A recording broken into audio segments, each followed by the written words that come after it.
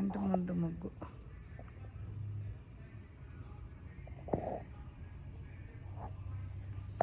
ఈ ముగ్గులు క్రాస్ ఇట్లా నీట్గా వేస్తుంది చూడండి, ఎంత బాగా వేస్తుందో.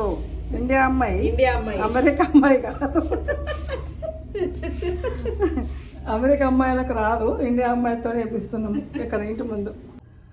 గృహప్రవేశానికి మా నిజామాబాద్ సైడ్ తెలంగాణ ఇట్లా ఈ విధంగా పెడతారు అన్నట్టు. 5 కుండలు ఇట్లా కింద జొన్నలు పోసి దీంట్లో ఇట్లా చింతపండు పెట్టి ఇట్లా బ్లౌజ్ పీసులు కింద మీద పెట్టి బ్లౌజ్ దాని మీద కుండ పెట్టుకుంటానండి. ఇది 2వ దాంట్లో ఏం పోసారంటే జొన్నలు, 3వ దాంట్లో ఏం పోసారంటే పసుపు, 4వ దాంట్లో గోధుమలు,